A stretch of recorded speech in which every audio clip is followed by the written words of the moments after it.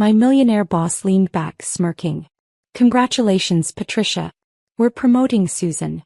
She's smarter, faster, and far more useful than you'll ever be.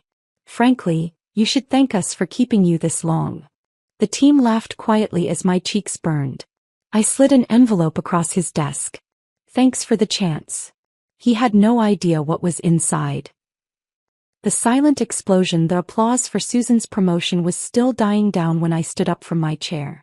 Harold was basking in the approving nods from the management team, completely oblivious to what was about to happen.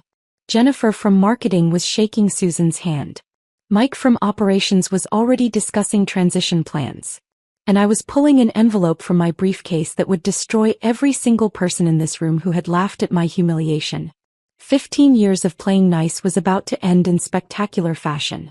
Before we continue, I want to thank you for joining me in sharing stories about workplace justice and standing up to workplace bullies.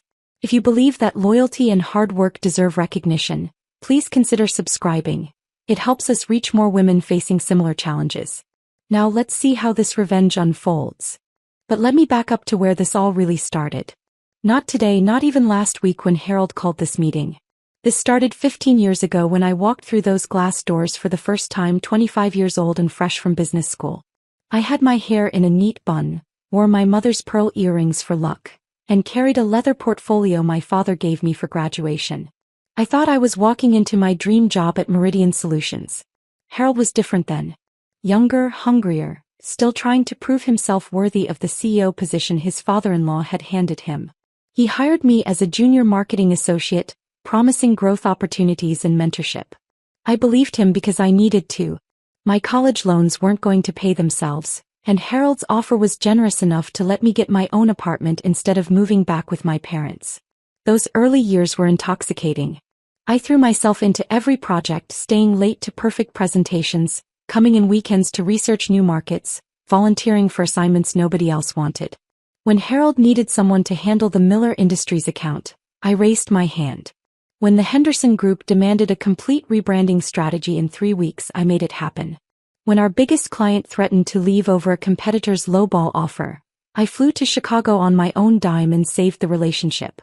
Each success felt like building blocks toward something bigger. Harold would call me into his office after major wins, pour himself whiskey and tell me I was his secret weapon. He'd lean back in that massive leather chair and say things like, "Patricia, you're going to run this place someday." I saved every email where he praised my work. I kept copies of client thank you letters that specifically mentioned my contributions. I documented everything because I believed it was building my case for advancement. The Meridian account became my masterpiece. 6 months of research, competitor analysis, and strategic planning that resulted in a campaign so successful it tripled their market share in our region. The day the client called to extend their contract for another 5 years, Harold scheduled an emergency meeting. I walked in expecting congratulations, maybe even discussion about that promotion he'd been hinting at. Instead, Harold announced that Tom Richardson would be taking over as marketing director. Tom, who'd been with the company for 8 months and whose biggest accomplishment was not spilling coffee on his keyboard. But Harold, the Meridian account was my project from start to finish, I said, my voice smaller than I intended. He didn't even look up from his paperwork. Tom brings fresh perspective. Sometimes we get too close to our work, Patricia. Besides, you're so good at execution, why fix what isn't broken? That was the first time I realized Harold's compliments were actually chains. Being indispensable meant being stuck. Being reliable meant being taken for granted. Being loyal meant being expendable whenever someone more exciting came along. Tom lasted 18 months before he was promoted to regional director. Sarah Martinez took his place, lasting 2 years before moving to vice president. Then came Daniel Kim, followed by Marcus Webb, each one climbing over my back to reach heights I was apparently destined to support but never achieve myself. My marriage to Robert started cracking around year 8. He'd come home to find me at the kitchen table at midnight, working on Harold's latest crisis, surrounded by printouts and coffee cups. "You love that job more than you love me," Robert said one night, and I couldn't argue because it felt true. Work was where I received recognition, where my efforts mattered, where I had purpose. Home felt like another place where I wasn't quite enough. The divorce finalized 3 years ago on a Tuesday morning. I signed papers in a lawyer's office that smelled like leather and disappointment, then went straight to work because Harold needed the quarterly projections updated. I cried in my car during lunch break, then spent the afternoon in Harold's office discussing budget allocations. He knew about the divorce because I'd requested time off for court dates, but he never asked how I was doing. He just loaded more work onto my plate because I was suddenly available evenings and weekends. After Robert left, Meridian became everything.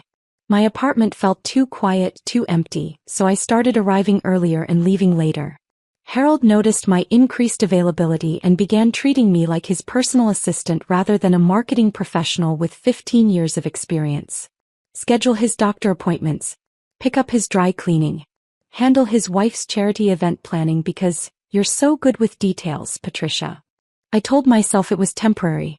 I convinced myself that proving my versatility would finally earn me the recognition I deserved. I made excuses for Harold's increasingly dismissive behavior because acknowledging the truth would have meant admitting I'd wasted half my career on a man who saw me as convenient rather than capable. Then Susan arrived for her interview on a Thursday morning in March. I watched from my desk as Harold transformed into someone I hadn't seen in years. He stood when she entered his office. He offered her coffee from his personal machine, the good stuff he usually reserved for board members. Through his glass office walls, I could see him leaning forward, engaged in a way that made my stomach clench with familiar dread. Susan was younger than me but not inexperienced. 38 with an impressive resume and the kind of confident energy that filled a room.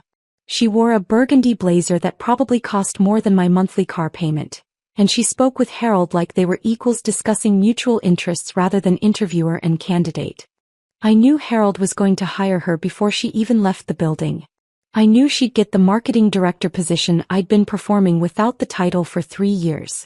I knew because I recognized the look in Harold's eyes, the same predatory interest he'd shown with Sarah and the others. What I didn't expect was how quickly everything would happen. Susan started the following Monday, and by Friday Harold was announcing her promotion to marketing director during our regular team meeting. He stood at the head of the conference table, his usual spot for delivering pronouncements, and spoke about Susan's fresh vision and innovative approaches, while I sat there feeling invisible. Susan brings exactly the kind of strategic thinking we need to take Meridian to the next level, Harold declared, his voice carrying that false enthusiasm he used for important occasions. Her experience with digital transformation will revolutionize how we approach client engagement. Digital transformation. I'd been pushing for those exact initiatives for 2 years, writing proposals that Harold had dismissed as premature and overly ambitious. Now Susan would get credit for implementing my ideas with my research, using strategies I'd developed through months of industry analysis. The management team applauded politely. Jennifer from marketing looked genuinely pleased, probably hoping Susan's promotion would create advancement opportunities. Mike from operations was already discussing integration plans with Harold. David from finance was taking notes about budget allocations for Susan's new department.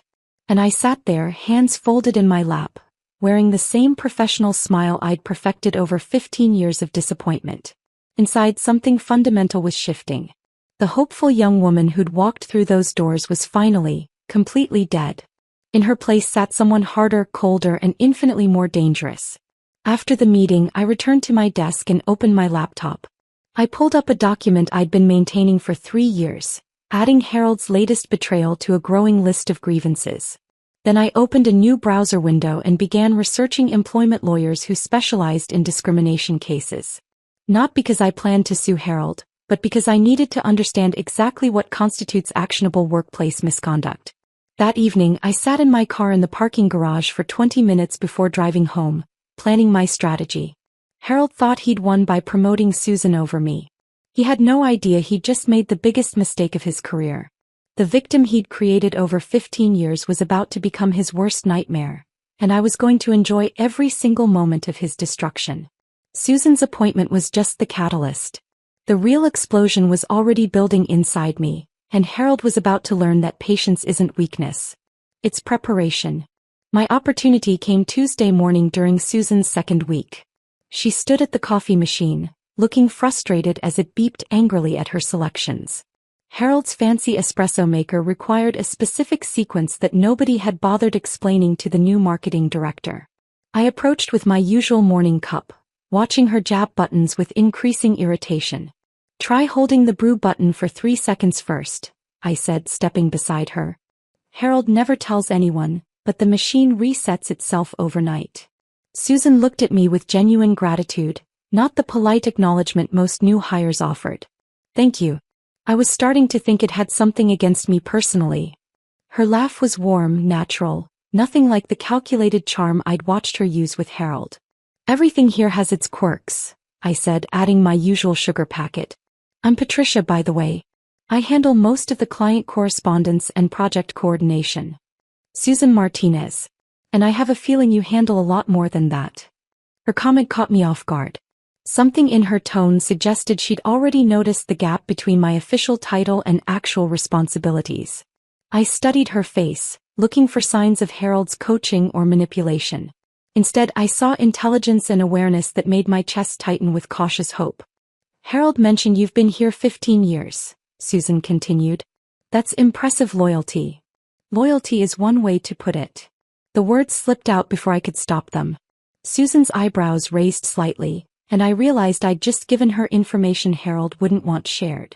"Would you mind showing me around the office properly?" Harold's tour was rather limited. Over the next hour, I walked Susan through our actual workflow, not Harold's sanitized version. I showed her the client files, explained our relationship management system, and pointed out the processes that kept Meridian running smoothly. Susan asked sharp questions about client retention rates, campaign effectiveness metrics, and team collaboration structures. Her questions revealed someone who understood business operations far better than Harold's promotional speech had suggested. "Patricia, can I ask you something?" Susan paused beside my desk, glancing toward Harold's closed office door. "Yesterday Harold explained my role, but nothing he described matches what I'm seeing here. Are there unofficial responsibilities I should know about?" This was my first test. Susan could be fishing for information to report back to Harold, or she could be genuinely trying to understand her new position. I chose my words carefully, watching her reactions for any sign of deception. Harold sometimes focuses on big-picture vision rather than operational details. You might find that your actual responsibilities evolve naturally as you settle in. Evolve into what exactly? Because if I'm honest, some of the projects Harold described sound like work that's already being done expertly by someone else. The directness of her statement surprised me. Susan wasn't playing games or speaking in corporate double talk. She was asking me straight out if Harold had hired her to do my job without acknowledging my existence. "That's very perceptive," I said, testing the waters further. "Harold values fresh perspectives on established processes." Susan set down her coffee mug and looked directly at me. "Patricia, I've been in this industry for 12 years. I know when someone's being tactful about a difficult situation. Are you trying to tell me that Harold hired me to replace work you're already doing?" Her bluntness was refreshing after years of Harold's manipulative communication style. I made a decision that would either end my career or begin my revenge. The next few days I set up careful tests of Susan's character. Wednesday morning I mentioned Harold's habit of arriving late to client calls, then watched to see if Susan would repeat this information to him. He didn't. Thursday afternoon, I shared my concerns about the Anderson Group's budget concerns, wondering if Susan would use this information to impress Harold with insider knowledge. Instead, she asked thoughtful follow-up questions about how we might address their financial constraints. Friday brought the real test. Harold called an impromptu meeting about the Mitchell Corporation proposal, asking for fresh eyes on our strategy. I watched Susan's face carefully as Harold dismissed my input while praising her minimal contributions. After the meeting, I found Susan in the supply closet, gripping a stack of folders so tightly her knuckles had turned white. "Are you okay?" I asked, genuinely concerned. "No, I'm not okay." Susan turned to face me, her professional mask completely gone. "Patricia, what just happened in there wasn't normal management behavior.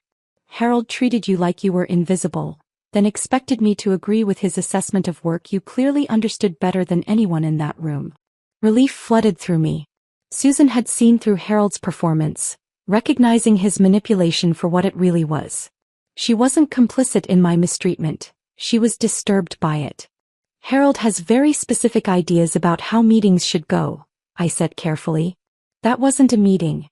That was Harold showcasing his authority while systematically undermining someone who's obviously more capable than he is. Susan set down the folders and crossed her arms. Patricia, I need you to tell me the truth about what's really happening here. The truth is complicated. Try me. I can handle complicated. That evening we stayed until well past 7 p.m. The office building had emptied except for security guards and cleaning crew, creating a bubble of privacy where Susan and I could finally speak honestly. I made fresh coffee and settled into the conference room where we'd have space to spread out documents. Before we start, Susan said, I want you to know that Harold has already started making inappropriate comments. Nothing actionable yet, just testing boundaries. Comments about my appearance, suggestions that we discuss strategy over dinner, invitations to after-work events that feel more social than professional. My heart sank. Harold was moving faster than usual, probably because Susan's competence threatened his control more than previous hires had. That's exactly how it started with Sarah, I told her, then proceeded to lay out Harold's complete pattern of behavior. I showed Susan the resignation letters from Harold's previous female employees, all citing hostile work environment without explicitly naming harassment. I explained how Harold had learned to operate just within legal boundaries while creating conditions unbearable enough to drive women away. But why haven't you left? Susan asked. With your skills and experience you could work anywhere. The question pierced deeper than I expected. Why hadn't I left? Pride, stubbornness, fear of starting over, or something darker? Because leaving would mean Harold won. It would mean accepting that 15 years of my life meant nothing, that my contributions were worthless, that I was exactly as disposable as he claimed. Susan nodded slowly. So you're planning something? I'm planning everything. The question is whether you're interested in helping me destroy Harold's career permanently, or if you'd prefer to become his next victim quietly. Susan smiled for the first time all week, and it was nothing like the polite expressions she'd been wearing around Harold. This smile was sharp, predatory, and absolutely beautiful. Patricia, I think Harold made a serious miscalculation when he hired me. He assumed I was just another ambitious woman desperate enough to tolerate his behavior for career advancement. What he doesn't know is that I've been documenting workplace harassment for the Equal Employment Opportunity Commission for 3 years. Harold didn't hire a victim. He hired his worst nightmare. The room felt electric with possibility. Susan wasn't just agreeing to help. She was revealing that she'd been fighting Harold's type of abuse professionally. Together we weren't just two angry women. We were Harold's complete destruction walking through his door with briefcases and business cards. Then we need to establish ground rules, I said, opening my laptop. If we're doing this, we're doing it perfectly.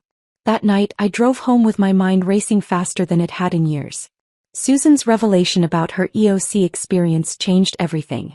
I wasn't just planning personal revenge anymore. I was building a legal case that could permanently end Harold's ability to destroy other women's careers.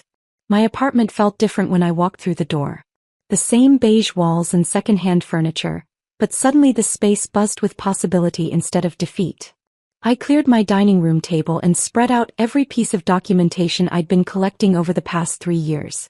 Performance reviews where Harold praised my work while denying promotions. Email threads where he took credit for my ideas. Meeting notes where he dismissed my contributions publicly. But Susan was right about establishing ground rules. Random documentation wouldn't destroy Harold. Methodical evidence gathering would. I opened a new spreadsheet and began creating categories. Discriminatory behavior, financial misconduct, client relationship damage, employee turnover patterns. Each incident needed dates, witnesses, supporting documentation, and measurable impact on company performance. My first entry was Harold's treatment during last month's budget meeting. March 15, 2:30 p.m. conference room. Harold interrupted my financial projections 6 times, each interruption designed to make me appear unprepared. Witnesses: Jennifer Lopez from marketing, David Chin from finance, Marcus Rodriguez from operations. Supporting evidence: my original presentation saved with timestamps, email confirming my research accuracy, client feedback praising my financial management. By midnight I had 47 entries spanning 3 years. Each one represented a moment where Harold had chosen cruelty over professionalism, power over competence. Seeing the pattern laid out systematically was both validating and infuriating. Harold's behavior wasn't random mood swings or stress responses. It was calculated psychological warfare designed to keep me submissive. The next morning, I visited an electronics store and purchased a digital voice recorder smaller than my thumb. Our state's one-party consent laws meant I could legally record any conversation I participated in without Harold's knowledge. The device came with software that could timestamp recordings and convert them to text files, creating searchable transcripts of Harold's verbal abuse. Testing the recorder became my obsession. I practiced activating it smoothly while reaching for pens, learned to position myself for optimal audio quality during meetings, memorized the button sequences for starting and stopping recordings without looking. Within a week, the device felt like a natural extension of my office routine. My first recorded conversation captured Harold berating Jennifer about the Morrison account timeline. "I shouldn't have to explain basic project management to someone with your experience." His voice came through clearly on playback. "Maybe women just aren't wired for handling multiple deadlines simultaneously." Jennifer's quiet response, accepting blame for Harold's impossible scheduling, made my chest tight with familiar anger. But documentation was only half the battle. I needed Harold's personnel files, financial records, and board meeting minutes to prove his pattern of discrimination affected company performance. My access to these records came through 15 years of being Harold's unofficial assistant, handling tasks he considered beneath his attention. Late Thursday evening, I stayed behind after the cleaning crew finished their rounds. Harold's office door required a key card that I technically wasn't authorized to use, but Harold had given me access years ago for handling his emergency situations. I slipped inside and photographed his personnel files with my phone, focusing on hiring decisions, promotion timelines, and salary comparisons between male and female employees. The numbers were damning. Harold consistently offered female employees starting salaries 12 to 15% lower than equivalent male hires. Women received smaller annual increases, fewer performance bonuses, and longer probationary periods. The pattern held across departments and experience levels, proving Harold's discrimination was systematic rather than coincidental. But the financial records revealed Harold's most dangerous secret. He'd been billing personal expenses to company accounts for over 2 years. His wife's monthly spa treatments appeared as executive wellness consultations. His son's private school tuition was listed as educational partnership investments. Weekend golf trips with his brother-in-law became strategic planning retreats, costing thousands of dollars each month. Most damaging was Harold's consulting arrangement with Meridian Advisory Services, a company owned by his brother Frank. Harold had paid Frank's company nearly $300,000 over 18 months for strategic guidance that consisted of monthly lunch meetings and vague reports recommending Harold continue his current leadership approach. The consulting fees were 3 times industry standard rates, and Frank's company had no other clients or demonstrated expertise in our field. I photographed everything. Invoices, bank statements, board authorizations Harold had forged, email conversations with Frank discussing how to make their arrangement appear legitimate. Harold wasn't just a workplace bully. He was embezzling company funds to maintain his lifestyle while denying employee raises and cutting department budgets. Susan proved invaluable for gathering intelligence Harold would never share with me. During her 3rd week, Harold invited her to a strategy session that was actually a fishing expedition to learn her personal boundaries. Susan wore the wire I'd given her, capturing Harold's increasingly inappropriate comments about her appearance and his hints about career advancement depending on their personal chemistry. Harold actually said the promotion track for women requires different skills than men, Susan reported during our evening debriefing session in my car. We'd started meeting in the parking garage after hours, our voices barely above whispers despite the privacy. He suggested that successful women know how to make powerful men comfortable, then asked if I understood what he meant. Did you respond? I told him I believed in earning advancement through exceptional work performance. He laughed and said that was admirable but naive. Then he touched my shoulder while saying some women need guidance understanding workplace dynamics. Each recording Susan brought me added another piece to Harold's psychological profile. He tested boundaries gradually, escalating inappropriate behavior while maintaining plausible deniability. Comments about appearance became suggestions about after-work meetings.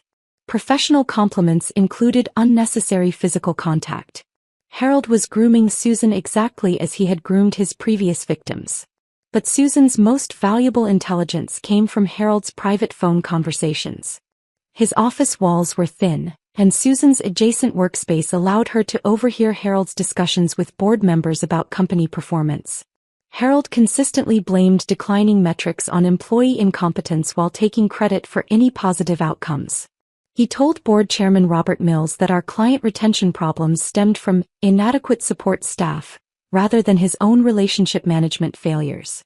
Harold actually told Mills that I need constant supervision because women struggle with independent decision-making, Susan whispered during one of our parking garage meetings. He said my promotion was an experiment in diversity hiring that might not work out.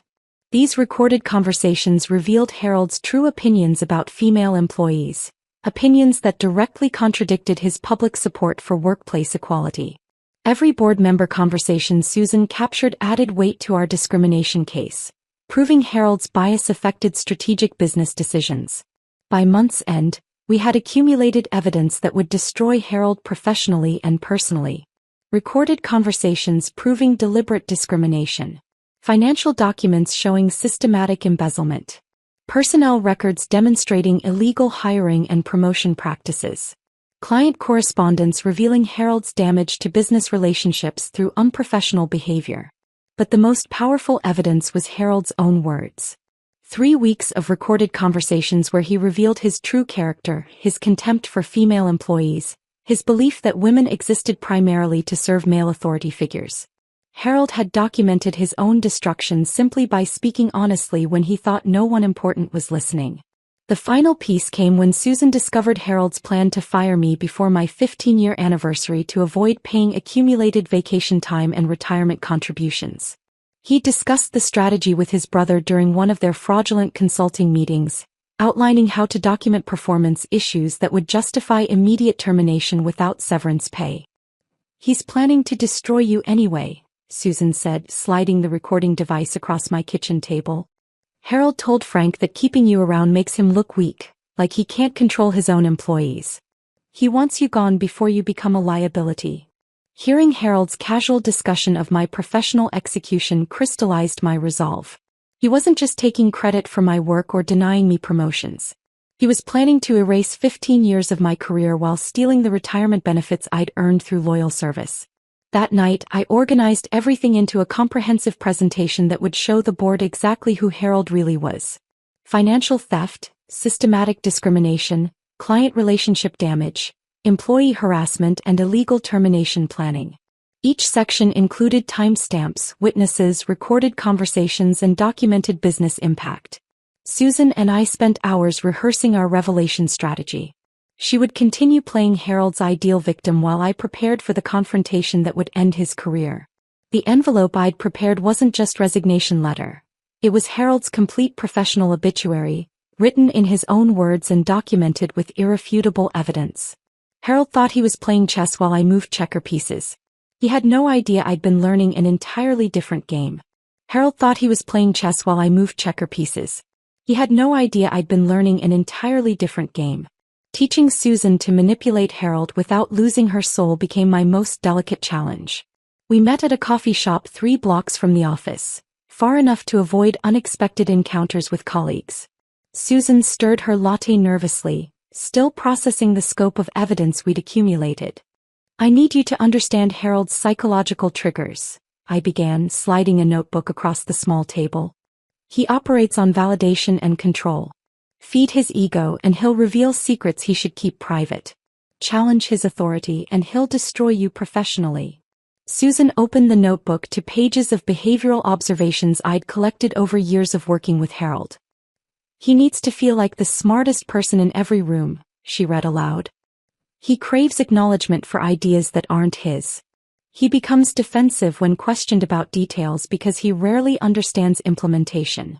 Tomorrow, try asking his opinion about the Henderson Group's quarterly review. Tell him you value his strategic insight. Harold will spend 20 minutes explaining marketing concepts you understood before you graduated college, but he'll also accidentally reveal confidential client information he shouldn't share. Won't he realize I'm manipulating him? Harold's biggest weakness is believing his own superiority. He thinks women naturally defer to male authority, so your questions will feel like appropriate respect rather than strategic intelligence gathering. The next day, Susan executed our plan perfectly. She knocked on Harold's office door around 10 a.m., carrying a legal pad and wearing an expression of professional confusion. Through his glass walls, I watched Harold's posture change from distracted annoyance to pleased attention when Susan asked for his guidance. 25 minutes later, Susan emerged with 3 pages of notes and Harold's complete assessment of our client base, including confidential information about contract negotiations, budget constraints, and competitive threats. Harold had revealed strategic details that should have required board-level authorization to share. He actually told me which clients are considering leaving and why, Susan whispered during our coffee break. He said the Henderson Group thinks our pricing model is outdated, but he's not planning to adjust rates because he believes they're bluffing about terminating their contract. Harold's arrogance was becoming our greatest weapon. His need to appear knowledgeable overrode his business judgment, creating opportunities for Susan to extract information that revealed his incompetence. Over the following weeks, Susan perfected her performance. She learned to laugh at Harold's terrible jokes, nod appreciatively during his rambling monologues, and ask questions that made him feel intellectually superior. Her acting was flawless because it served a purpose beyond mere manipulation. Every conversation with Harold generated evidence for our case. But timing our revelation required surgical precision. The quarterly board meeting was 6 weeks away, providing enough time to gather comprehensive evidence while ensuring Harold felt completely secure before we destroyed him. Susan and I studied the board members' backgrounds, identifying their individual concerns and motivations. Robert Mills, board chairman, cared primarily about financial performance and legal liability. Elena Vasquez focused on employee satisfaction and company culture. Thomas Chong worried about client retention and market position. Dr. Margaret Foster emphasized ethical leadership and community reputation. Each board member would respond differently to Harold's misconduct, requiring tailored approaches for maximum impact. Mills will want hard numbers showing how Harold's behavior affects profitability, I explained to Susan during one of our planning sessions. Vasquez needs employee testimony and documentation of hostile work environment. Chong requires proof that Harold's damaging client relationships through unprofessional conduct. And Dr. Foster? Foster founded the Meridian Community Scholarship Program. She believes business success should contribute to social responsibility. Harold's treatment of female employees directly contradicts everything Foster stands for professionally and personally. We developed presentation materials targeting each board member's priorities. Financial analysis for Mills, employee survey data for Vasquez, client feedback reports for Chong, community impact assessments for Foster. Our evidence would speak their language, making Harold's removal feel inevitable rather than vindictive. Susan's role required constant performance pressure that would have broken most people. She had to endure Harold's inappropriate comments while secretly recording them, accept credit for my work while documenting the theft, and maintain professional composure while planning Harold's destruction. Her strength impressed me daily. Some mornings I wake up wanting to walk into Harold's office and tell him exactly what I think of his management style, Susan confessed during a particularly difficult week when Harold had escalated his inappropriate behavior. What stops you? Knowing that 30 minutes of satisfaction would mean Harold learns our plan and starts covering his tracks. I'd rather endure 6 more weeks of his nonsense and watch him lose everything permanently. Our contingency planning consumed entire weekends. We anticipated Harold's likely responses to our accusations: denial, character assassination, claims of conspiracy, threats of retaliation. For each potential defense, we prepared counter-evidence that would neutralize his arguments. Harold might claim our recordings were taken out of context, so we documented patterns spanning months rather than isolated incidents. He might accuse us of colluding against him, so we prepared testimony from other employees who had witnessed his behavior independently. He might threaten our careers, so we consulted employment attorneys who confirmed our legal protections against retaliation. The most crucial element was protecting ourselves from immediate termination. Harold's response to exposure would likely be firing us both before we could present evidence to the board. Susan's solution was brilliant. She suggested we schedule our revelation during a board meeting Harold couldn't control or cancel without raising suspicions. Harold always schedules his quarterly presentation for maximum impact, Susan observed. He wants board members focused on his achievements, not distracted by personnel issues. If we time our revelation perfectly, Harold won't be able to shut us down without confirming everything we're accusing him of doing. 3 weeks before the board meeting, we began our final preparations. Susan continued gathering Harold's incriminating statements while I refined our evidence into an irrefutable case. Every document was organized, every recording transcribed, every financial discrepancy calculated and cross-referenced.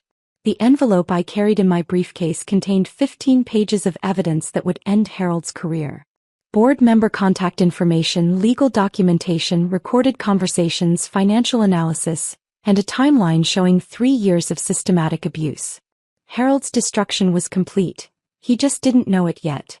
Susan and I exchanged glances across the conference room where Harold was announcing her promotion.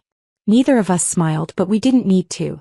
Harold was about to learn that his perfect victims had become his perfect executioners. The morning of our confrontation arrived gray and drizzling, matching my carefully practiced mood. I stood before my bathroom mirror at 6 a.m., perfecting the defeated posture I'd worn for 15 years.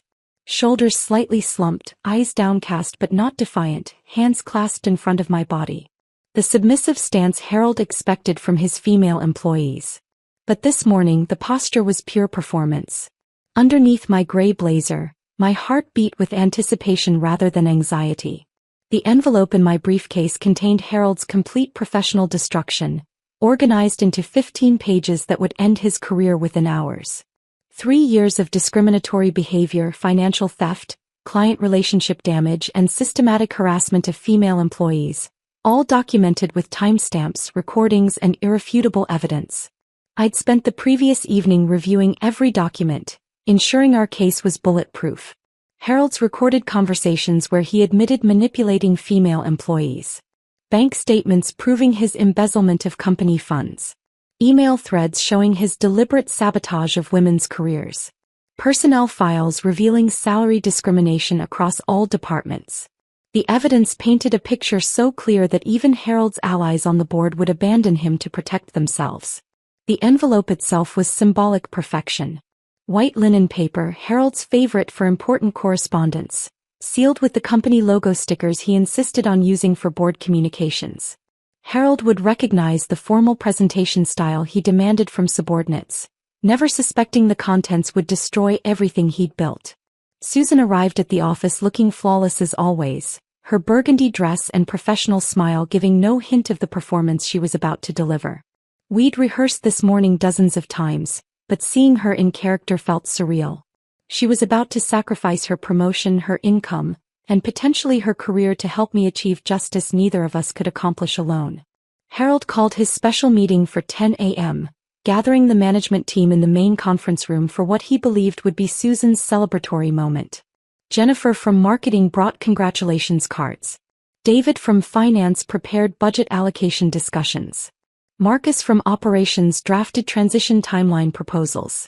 Everyone arrived expecting routine promotion announcements and departmental planning. I entered the conference room carrying my briefcase and wearing my most professional defeated expression. Harold beamed at the assembled team, clearly anticipating their approval of his leadership decision. Susan sat in the chair Harold had designated for her, the seat of honor beside his usual position at the head of the table. "Thank you all for attending on short notice," Harold began, his voice carrying that false warmth he used for important occasions. "Today marks an exciting evolution in Meridian's leadership structure. Susan's promotion to marketing director represents our commitment to innovative thinking and strategic excellence." The management team applauded politely while I maintained my submissive posture, hands folded in my lap, eyes focused on the table surface. Inside, I counted each second until Harold would destroy himself with his own words. "Patricia has been invaluable in supporting our marketing efforts over the years," Harold continued, his tone shifting to the patronizing warmth he used when discussing loyal but limited employees.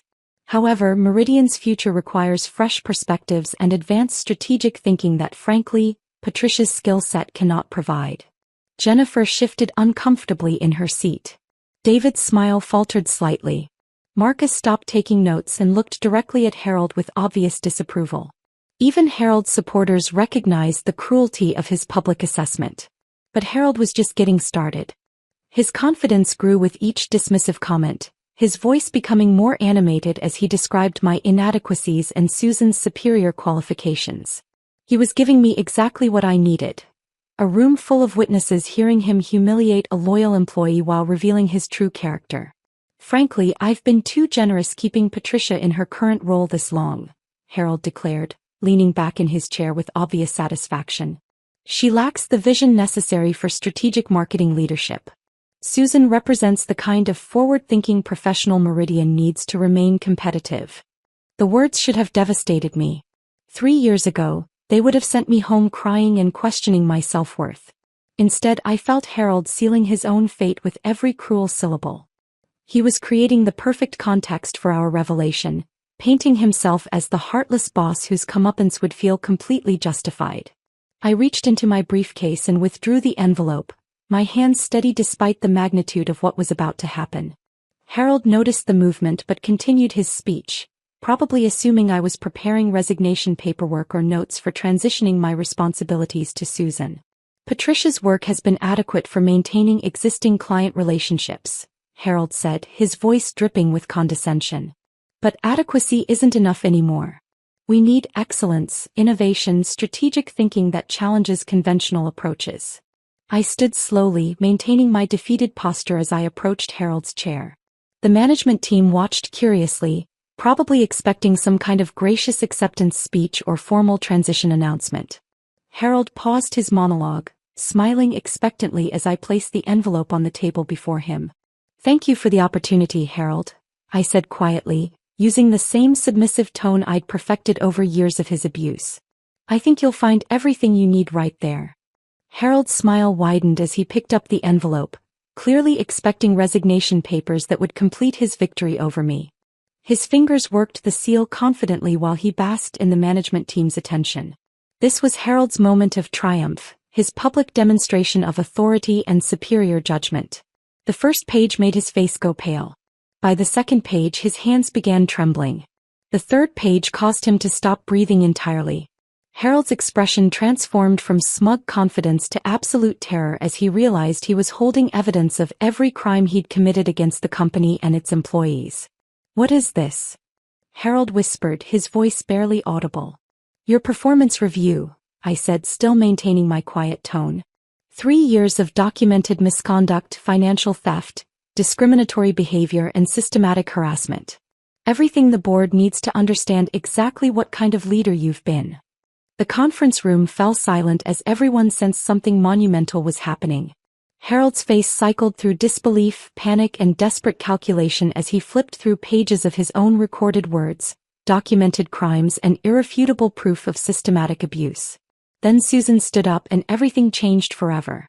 "Harold," she said, her voice carrying an authority I'd never heard before. "I think there's been some confusion about my role here." Harold looked up from the damning documents, his face still white with shock. "Susan, whatever Patricia has told you, she's clearly unstable. This is obviously some kind of breakdown. Actually, Harold, Patricia and I have been working together for weeks. Every conversation you've had with me, every inappropriate comment, every recorded statement about your female employees, it's all been documented with my full cooperation." The transformation in Susan was breathtaking. Gone was the deferential new hire who had smiled politely at Harold's condescending explanations. In her place stood a confident professional who had been playing a role with Oscar-worthy precision. She reached into her own briefcase and withdrew a second envelope, this one containing recordings of Harold's attempts to manipulate her into submission. "You recorded me?" Harold's voice cracked with disbelief. "I recorded you confessing to systematic discrimination, financial fraud, and harassment of multiple employees. Patricia and I have been building a case that will destroy your career and potentially result in criminal charges." The management team sat frozen, finally understanding they were witnessing Harold's complete exposure rather than another employee's humiliation. Jennifer's hand covered her mouth in shock. David stared at his notes as if they might explain what was happening. Marcus leaned back in his chair, his expression shifting from confusion to what looked suspiciously like satisfaction. Harold's phone buzzed against the conference table. Then again. Within minutes, calls were coming from board members who had received advance copies of our evidence package. Susan and I had timed our revelation perfectly, ensuring board members would review Harold's crimes while he sat helpless in a room full of witnesses. Board members are requesting an emergency meeting, Harold announced, his voice hollow as he read text messages that were clearly devastating. They want to discuss personnel matters. They want to discuss your termination, I corrected, finally abandoning my submissive posture and sitting up straight. Robert Mills received our evidence package at 9 a.m. this morning. Elena Vasquez has been reviewing recorded conversations since 9:15. Dr. Foster is currently examining financial documents proving you've stolen over $200,000 from company accounts. Harold's jaw dropped. You contacted the board behind my back? We contacted the board with evidence of criminal behavior that affects their fiduciary responsibilities. They have legal obligations to investigate misconduct that creates liability for shareholders. 40 minutes later, board members began arriving at the office. Robert Mills looked grim as he strode past Harold's desk without acknowledgement. Elena Vasquez carried a folder thick with printed emails and transcripts. Thomas Chong spoke quietly with Dr. Foster near the elevator, both their expressions serious enough to suggest they'd already reached conclusions about Harold's future.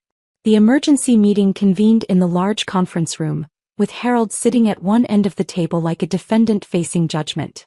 Board members arranged themselves along both sides, their body language suggesting they'd already distanced themselves from Harold's leadership. Susan and I sat together opposite Harold, our evidence organized into presentation folders for each board member. Harold, Robert Mills began, his voice carrying the authority of someone who'd built 3 successful companies before joining our board. We've reviewed extensive documentation of your conduct over the past 3 years. Before we proceed with formal actions, do you have any explanation for the behavior described in these materials?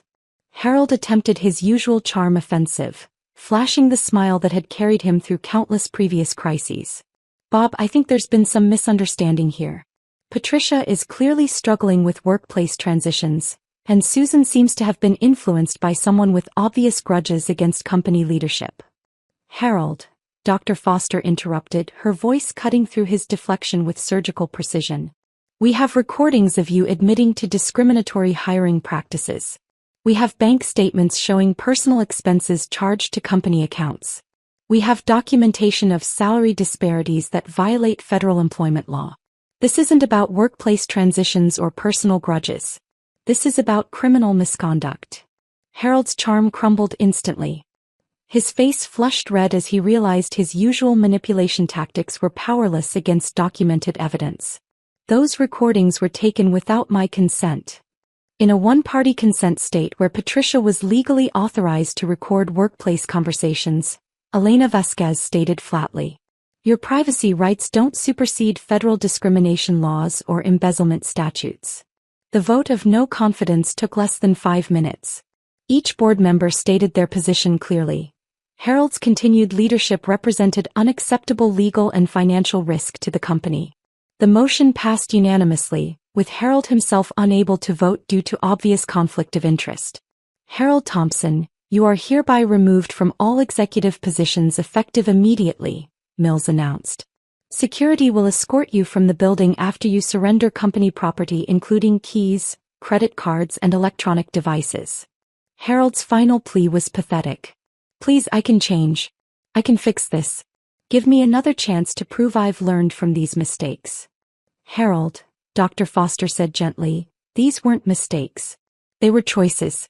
3 years of documented choices that harmed employees, clients and shareholders. The board cannot ignore evidence this comprehensive. Security arrived within minutes, 2 professional guards who treated Harold with polite efficiency while collecting his belongings. Watching Harold's personal items being packed into cardboard boxes felt surreal after 15 years of fearing his authority. His expensive fountain pens, framed family photos, golf trophies, and business awards. All the symbols of his success reduced to objects being inventoried by strangers. "Patricia," Mills said as Harold was being escorted toward the elevator, "the board would like to discuss interim leadership arrangements. Are you available for a private conversation?" 30 minutes later, I sat in the same chair where Harold had once delivered my performance reviews, listening to board members offer me his position. Interim CEO while they conducted a formal search for permanent leadership. Harold's salary, Harold's office, Harold's authority over the company he'd nearly destroyed through greed and cruelty. "We understand this transition might feel overwhelming," Dr. Foster said kindly. "Take time to consider whether you're interested in the responsibility." I looked around the conference room where Harold had humiliated me countless times, where I'd sat silently while he took credit for my work, where I'd endured years of professional abuse because I believed endurance was my only option. Now these same walls would witness my transformation from Harold's victim to his replacement. "I accept," I said, my voice steady and clear. "And I have some ideas about Harold's future employment that I think you'll find interesting." 2 weeks later, Harold Thompson walked through the same glass doors where I'd entered 15 years ago as a hopeful young woman. But Harold wasn't arriving for his first day at a dream job. He was reporting for duty as my executive assistant, carrying a brown bag lunch and wearing a suit that suddenly looked too expensive for his new circumstances. I watched from my office, Harold's former office, as he stood uncertainly beside the small desk we'd positioned directly outside my door. The desk was cramped, functional, and positioned so Harold would see everyone who entered my workspace. More importantly, everyone would see Harold sitting there, reduced from CO to secretary, handling appointments and filing papers for the woman he'd spent years humiliating. His first task was organizing my calendar, something I'd been managing myself for months during the interim period. Harold stared at the computer screen with obvious confusion, clicking through scheduling software he'd never needed to understand. As CO, Harold had simply told his secretary when he wanted meetings. He'd never learned to coordinate multiple schedules, handle conflicts, or manage the detailed logistics of executive calendaring. "Harold," I called from my desk using the same patient tone he'd once used to explain simple concepts to me. "Remember to check the boardroom availability before scheduling the Henderson Group presentation. We don't want any embarrassing double bookings on your first week." His jaw tightened, but he nodded politely. "Of course, Ms. Wallace. I'll verify room availability immediately." Ms. Wallace. After 15 years of calling me Patricia, dismissing my contributions and treating me as interchangeable office furniture, Harold was finally using my title. The formality felt delicious, especially knowing it represented genuine respect born from fear rather than politeness born from kindness. My phone rang and I answered while watching Harold struggle with calendar software through my open office door. "Patricia Wallace speaking." "Ms. Wallace, this is Janet Morrison from Morrison Industries. We're thrilled about the leadership changes at Meridian. Harold Thompson was becoming increasingly difficult to work with, and frankly we were considering terminating our contract. Your reputation in the industry is excellent, and we're excited about continuing our partnership under your management." Harold's head snapped up at the mention of Morrison Industries, one of our largest accounts. His face went pale as he realized clients were celebrating his removal rather than mourning his departure. The conversation lasted 15 minutes, with Janet praising my professionalism and expressing relief about not having to deal with Harold's condescending attitude anymore. After hanging up, I walked to Harold's desk and handed him a stack of expense reports that needed filing. These require alphabetical organization by vendor, then chronological arrangement by date within each category. Make sure the calculations are accurate to the penny. Harold looked at the papers with obvious distress. Mathematical accuracy had never been his strength. He'd always delegated detailed work to subordinates while taking credit for their results. Now he was the subordinate, struggling with tasks that required patience and precision rather than executive authority. "Ms. Wallace, I'm having some difficulty with the expense report categorization. Could you provide additional guidance about your preferred filing system?" The question revealed Harold's fundamental problem. He'd never learned to perform work, only to delegate it. 15 years of having others handle details had left him helpless when faced with actual job responsibilities. I pulled up a chair beside his desk and proceeded to explain filing procedures with the same condescending patience he'd once used to teach me simple concepts I already understood. Now Harold, I know this might seem complex, but try to follow along. Vendor names go in alphabetical order. A comes before B, B comes before C. Can you handle that level of complexity, or do you need me to write down the alphabet for reference? His cheeks burned with humiliation, but Harold nodded and attempted to reorganize the papers. Watching him struggle with basic office procedures while fighting to maintain his dignity was more satisfying than I'd imagined. Every fumbled task reminded Harold that competence couldn't be faked, delegated, or stolen from subordinates. The afternoon brought Harold's first encounter with his former management team as equals. Jennifer Lopez arrived for our 3 p.m. marketing strategy meeting, walking past Harold's desk without acknowledgement. She knocked on my office door and waited for permission to enter, treating Harold like invisible office furniture. Jennifer, please come in. Harold, bring your notepad and pen. You'll be taking minutes for this meeting. Harold's shock was visible. As CEO, he'd never taken meeting notes, considering documentation work beneath executive attention. Now he was expected to capture detailed discussions while remaining silent unless specifically asked to contribute. The meeting revealed how much Harold's leadership had damaged team dynamics. Jennifer spoke freely for the first time in years, sharing innovative ideas she'd been afraid to voice during Harold's regime. She outlined digital marketing strategies that could increase client engagement by 40%, proposals that Harold had consistently dismissed as too risky or unnecessarily complex. These are brilliant concepts, Jennifer, I said, reviewing her presentation materials. Why haven't we implemented these strategies before? Jennifer glanced nervously at Harold, who was dutifully scribbling notes while his face grew redder with each compliment I gave his former subordinate. Previous management felt these approaches were premature for our client base. Previous management was wrong. Let's schedule implementation meetings for next week. Harold's pen stopped moving. He'd just heard his strategic judgment publicly contradicted and his replacement announce plans that would prove his leadership had been holding the company back. The humiliation was perfect. Watching Harold document his own professional inadequacy while sitting silently in the room where he'd once wielded absolute authority. 5 p.m. brought Harold's most painful realization. His former colleagues began leaving for the day, calling out casual goodbyes to me while completely ignoring Harold's presence. David from finance stopped by my office to discuss quarterly projections, speaking as if Harold wasn't sitting 3 feet away taking phone messages. Harold, I said as the office emptied, tomorrow morning I need you here at 7 a.m. We have early calls with West Coast clients, and I'll need coffee ready and meeting materials prepared before the first call. Harold's jaw worked silently. As CEO, he'd rarely arrived before 9 a.m., leaving early morning responsibilities to support staff he'd never bothered to acknowledge. Now he was the support staff, expected to facilitate meetings for someone he'd considered inferior for 15 years. 7 a.m. Ms. Wallace. I'll have everything prepared. Walking Harold to the elevator at the end of his first day felt like crossing a finish line I'd been running toward for years. He looked exhausted, defeated, and smaller somehow, as if losing his authority had physically diminished him. Harold, I said as the elevator doors opened, tomorrow we'll discuss your performance goals and professional development opportunities. I think you'll find my management style very educational.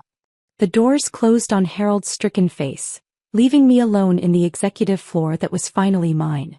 The doors closed on Harold's stricken face, leaving me alone in the executive floor that was finally mine. Harold's education in humility began in earnest the following Monday morning. I arrived at 7 a.m. to find him already at his desk, fumbling with the coffee machine instructions I'd left him. His expensive Italian suit looked absurdly formal for someone whose primary responsibility was ensuring my morning espresso was perfectly prepared. Good morning, Harold, I said cheerfully, settling into my office chair. I trust you've reviewed today's schedule and prepared the materials for our 8 a.m. client call?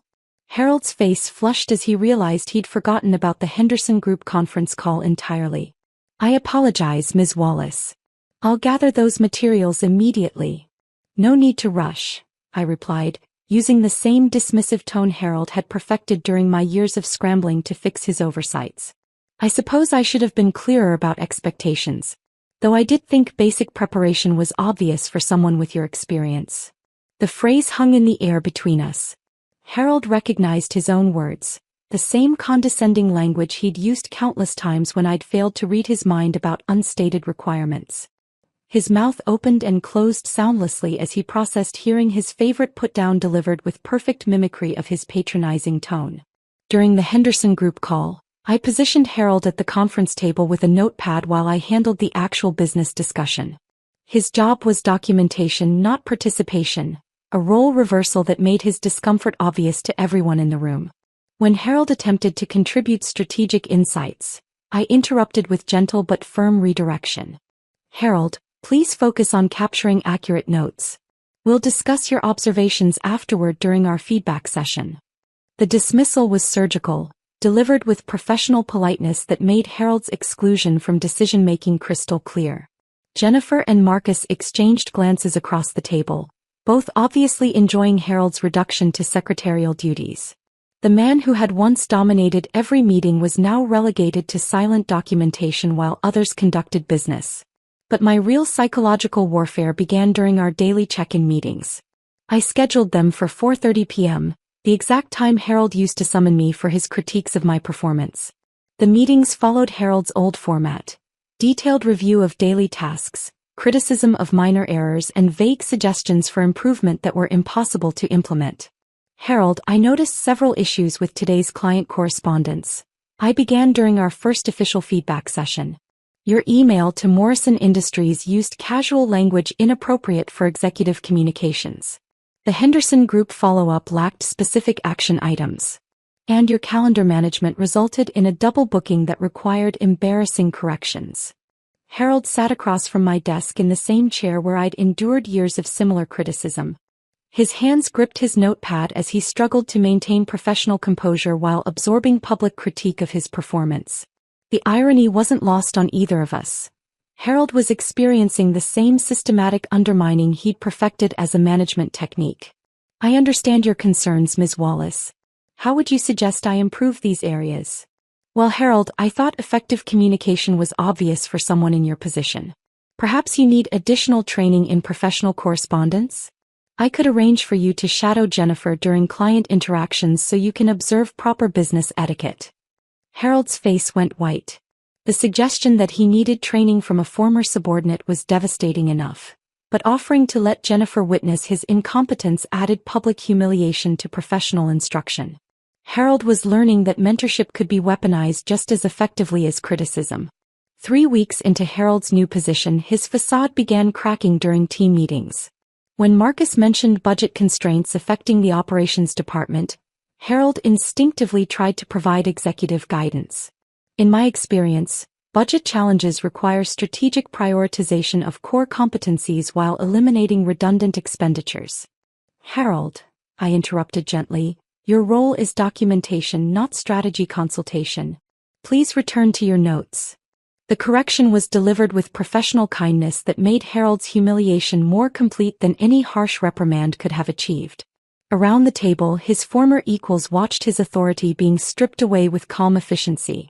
Harold's attempt to reclaim relevance had backfired, emphasizing his irrelevance instead. The breaking point came during Harold's 6th week as my assistant. He'd been struggling with expense report calculations all morning, his mathematical errors requiring constant corrections that delayed important financial submissions. When I called him into my office for our daily feedback session, Harold's composure finally shattered. "Patricia, please," he whispered, abandoning all pretense of professional formality. "I can't do this anymore. This job is destroying me. The humiliation, the menial tasks, watching everyone treat me like I'm invisible. It's unbearable." Tears began flowing down Harold's cheeks as 15 years of arrogance collapsed into desperate pleading. "I'll do anything to get my old life back. I'll change how I treat employees. I'll respect women's contributions. I'll stop taking credit for other people's work. Just please, give me another chance to prove I can be the leader you deserve." I listened to Harold's breakdown with the same cold professionalism he'd once used during my moments of vulnerability. When he finished begging, I handed him a tissue box and waited for him to compose himself before responding. "Harold, actions have consequences. You spent 15 years building a reputation as someone who destroys women's careers for personal entertainment. Those consequences don't disappear because you've finally experienced the receiving end of workplace cruelty. But I've learned my lesson. I understand now how wrong I was. You understand that being mistreated feels bad. That's not the same as understanding that mistreating others is wrong. Your regret is about your situation, not about the pain you caused other people. Harold's shoulders sagged as he realized his tears wouldn't move me. He'd created a monster through years of systematic abuse. And now that monster was treating him with the same merciless efficiency he'd once demonstrated. The student had become the teacher, and Harold's education in consequences was just beginning. Outside my office window, Harold's wife sat in her car in the visitor parking section, waiting to pick him up because he could no longer afford his BMW lease payments. Their conversation through the glass looked heated, with Harold gesturing frantically while his wife's expression grew increasingly distant. Even his family relationships were crumbling under the weight of his professional destruction, and Harold was finally learning that respect couldn't be demanded, only earned through consistent decent behavior. The moment that sealed Harold's fate came during our presentation to Blackstone Industries, our most prestigious potential client. Harold was supposed to sit quietly and take notes while I delivered the marketing strategy proposal. Instead, he decided to demonstrate his value by interjecting outdated information that contradicted everything we'd prepared.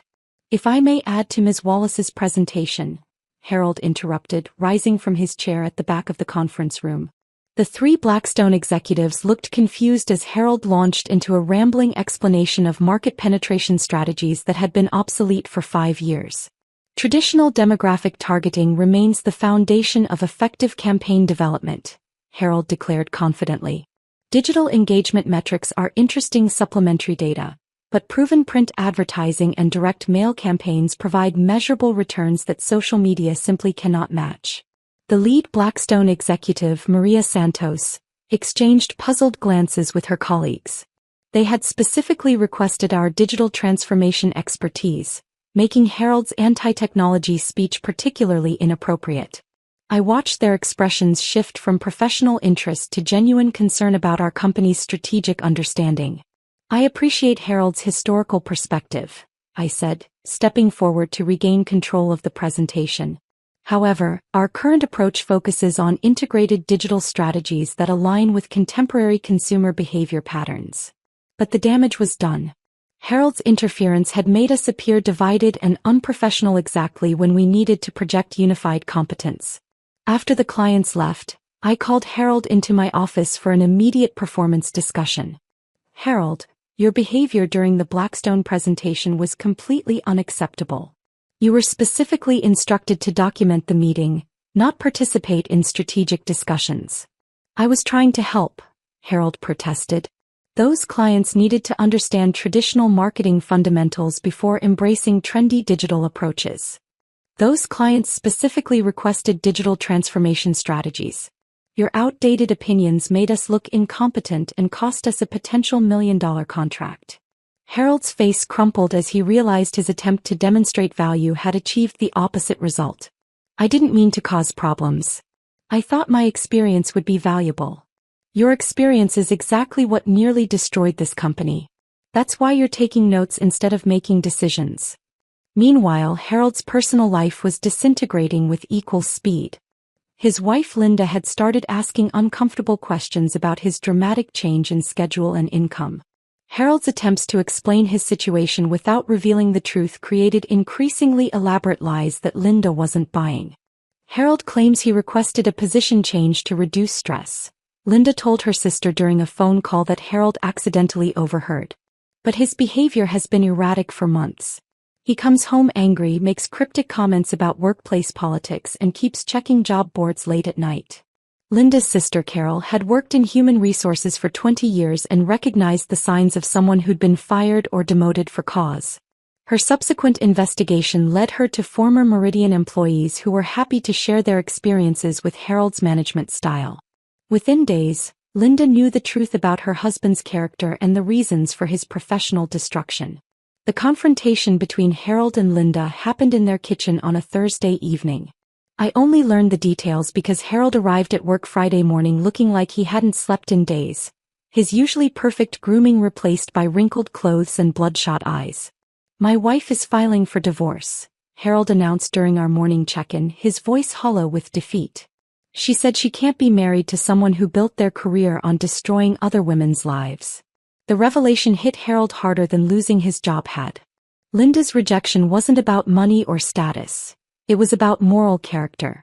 She couldn't respect a man who had systematically abused his authority to harm vulnerable employees. Harold's professional destruction had revealed personal failures that went far deeper than workplace misconduct. But Harold's public humiliation reached its peak when his 18-year-old son Jason visited the office unexpectedly. Jason had come to surprise his father with lunch, remembering how Harold used to take him to expensive restaurants during school breaks. Instead, Jason found his father sitting at a tiny desk outside my office, struggling to schedule appointments and organize filing systems. "Dad." Jason's voice carried confusion and disappointment as he watched Harold fumble with basic administrative tasks. "What are you doing?" Harold's face went scarlet as he tried to explain his situation without admitting to the behavior that caused it. "I'm working in a consulting capacity with Ms. Wallace on operational efficiency improvements." But Jason wasn't stupid. He could see his father's reduced circumstances, the cramped workspace, the obvious subservience to someone Jason remembered as Harold's former subordinate. The visit lasted less than 10 minutes, but Harold's humiliation in front of his son completed his psychological destruction. After Jason left, Harold sat at his desk staring at nothing for 20 minutes. When I assigned him afternoon filing tasks, he worked mechanically, his usual resistance replaced by hollow acceptance.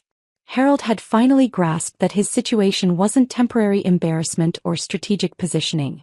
This was his life now, and everyone he cared about had witnessed his complete professional failure. Meanwhile, Meridian Solutions flourished under my leadership.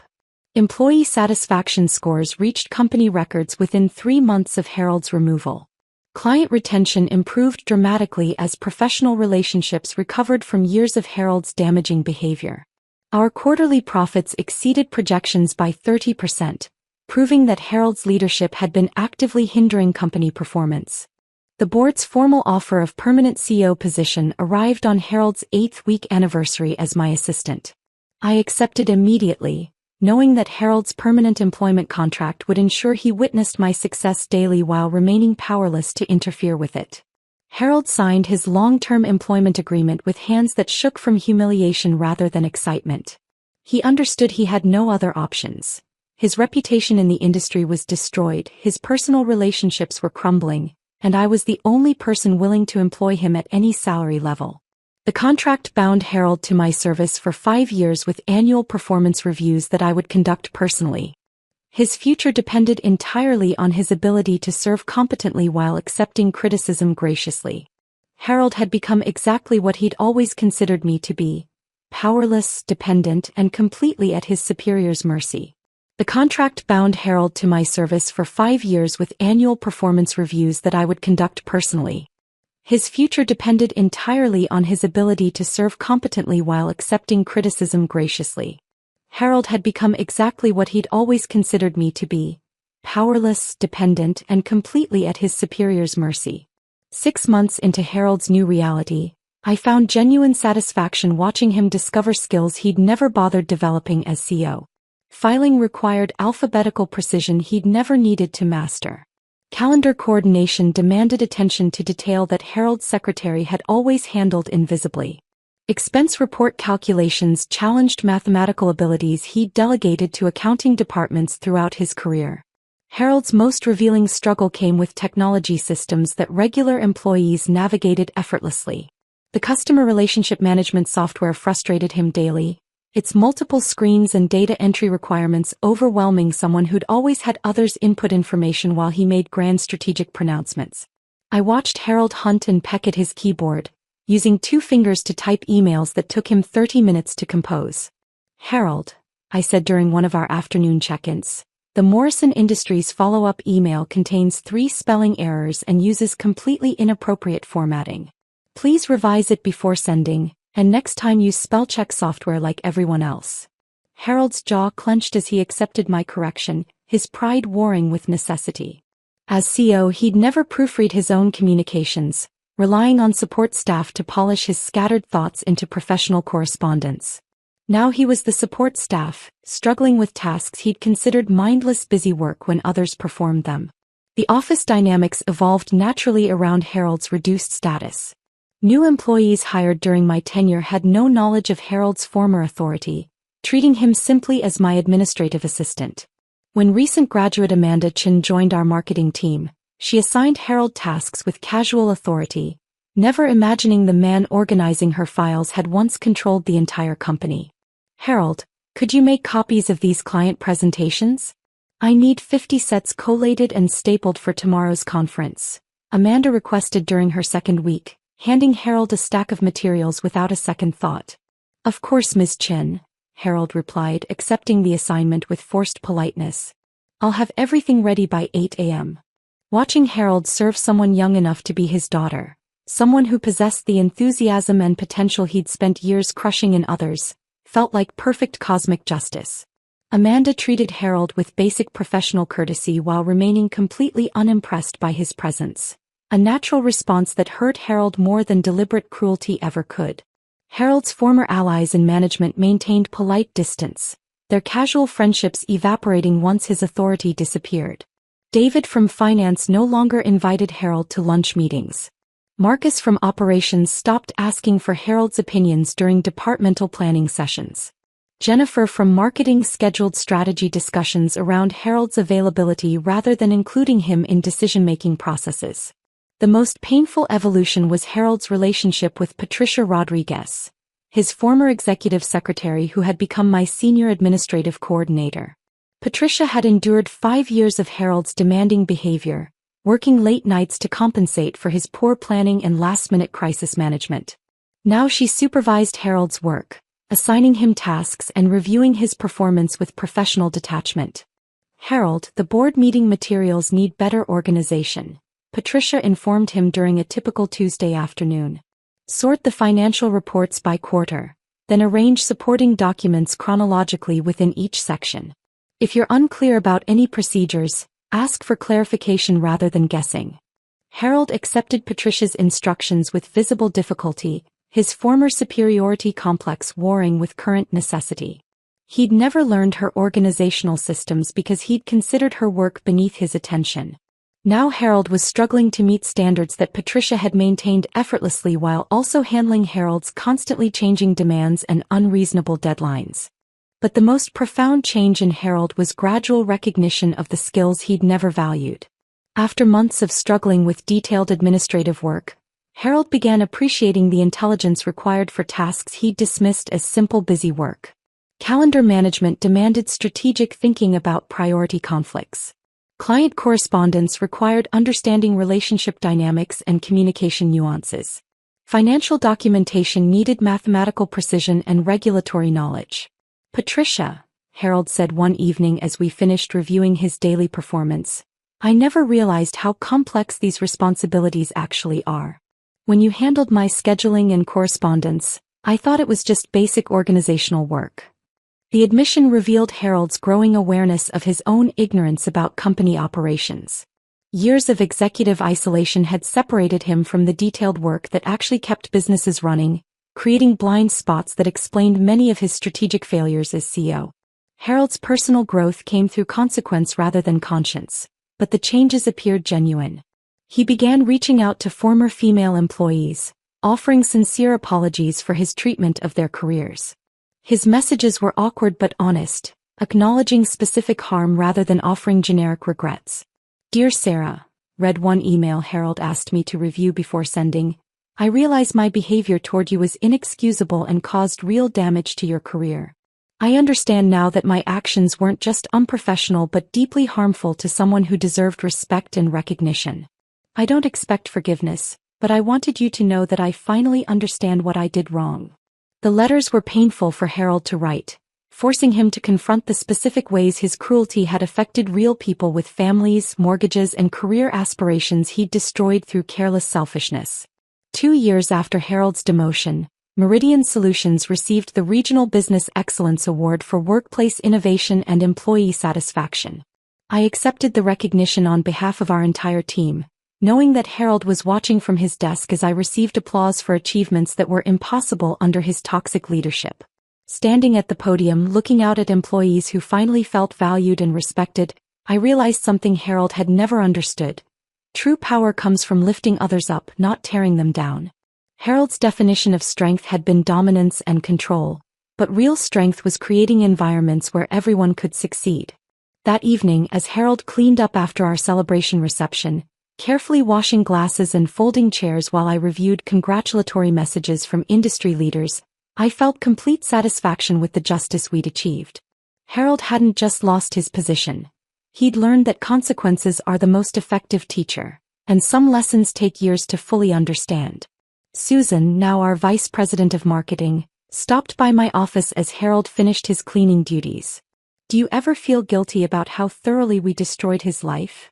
I watched Harold empty trash cans with methodical precision, his expensive suit replaced by practical clothes appropriate for someone whose primary responsibility was supporting others' success rather than claiming it for himself.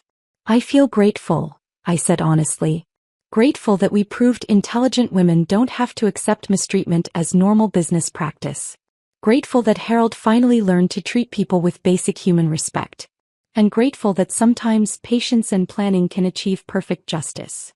3 years passed with Harold serving faithfully as my assistant, his pride slowly rebuilt through competent work rather than stolen authority. He learned to take satisfaction in tasks completed well, relationships maintained professionally, and contributions that supported others' success rather than undermining it. On the anniversary of his original humiliation, I called Harold into my office for our final performance review. He sat across from my desk, no longer the broken man who'd begged for mercy, but someone who'd genuinely learned to respect work he'd once dismissed and people he'd once diminished. Harold, I said, placing a new contract on the desk between us. The board has authorized me to offer you a choice. He looked at the document with careful attention, reading terms that would release him from his assistant role and offer him a position as senior marketing consultant, with salary and responsibilities reflecting his actual contributions rather than his past authority. You're setting me free? Harold asked, his voice carrying wonder rather than relief. I'm offering you the chance to prove that consequences can create wisdom instead of just punishment. Your choice whether to accept growth or remain trapped in resentment about what you lost. Harold was quiet for several minutes, processing the decision that would define the rest of his career. When he finally spoke, his voice was steady and humble in ways that felt genuine rather than performative. Patricia, I want to stay. Not as your assistant, but as someone who's finally learned what it means to serve others instead of using them. I've spent 3 years discovering that real satisfaction comes from contributing to something bigger than my own ego. I signed Harold's new contract with genuine respect for the person he'd become through consequence rather than choice. His transformation hadn't erased the pain he'd caused, but it proved that even the cruelest bullies could learn empathy when consequences were applied with patient precision. 6 months later, I stood before a conference of female business leaders, sharing the story of how Susan and I had transformed workplace abuse into career advancement through strategic planning and mutual support. Harold sat in the audience, taking notes not because I'd assigned the task, but because he genuinely wanted to understand how his former victims had outsmarted and outmaneuvered him so completely. After my presentation, Harold approached the podium where I was gathering my materials. Patricia, thank you for teaching me that strength isn't about controlling others. It's about empowering them to control their own destinies. Looking at Harold's sincere expression, I realized my revenge had achieved something more valuable than his destruction. It had created his redemption. The weak victim he'd imagined had become strong enough to transform her tormentor into an ally, proving that patience and intelligence triumph over cruelty and arrogance every single time. The best revenge hadn't been destroying Harold's life. It had been refusing to let him destroy mine. If this story of workplace justice had you on the edge of your seat, hit that like button right now. My favorite part was when Patricia slid that envelope across Harold's desk, knowing exactly what destruction it contained. What was your favorite moment? Drop it in the comments below. Don't miss more empowering stories like this. Subscribe and hit that notification bell so you never miss an upload.